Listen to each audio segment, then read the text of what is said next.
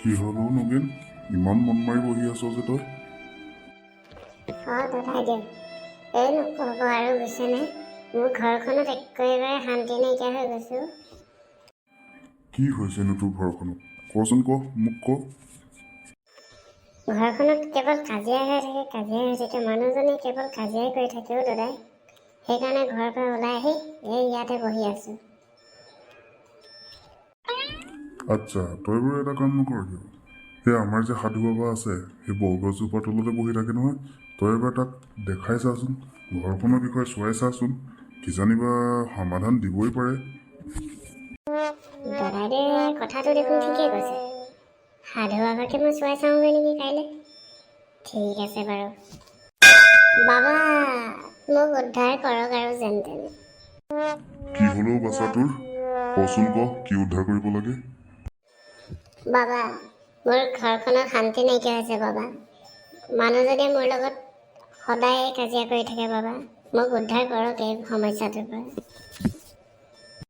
বাৰু তোক বাৰু সমস্যাটোৰ পৰা উদ্ধাৰ কৰিম। তই বাৰু এটা মোক কথা কচোন কি কথা বাবা?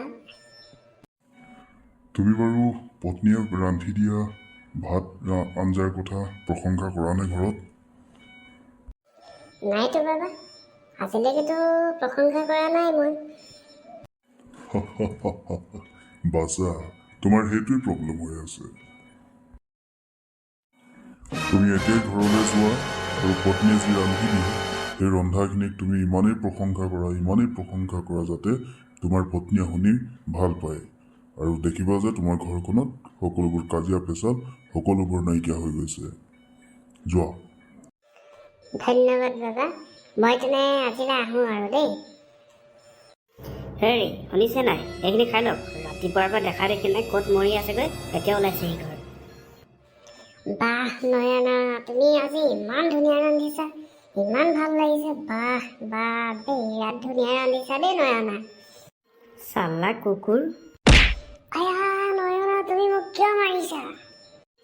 তোক মৰা কি, মই মাৰিয়ে পেলাম আজি। অতদিনে মই ৰান্ধি খুৱাই আহিছোঁ, আজি সেই বৰুৱানীয়ে লুচি ভাজি অকণমান বনাই দিওঁতে তাৰ ইমান প্ৰশংসা।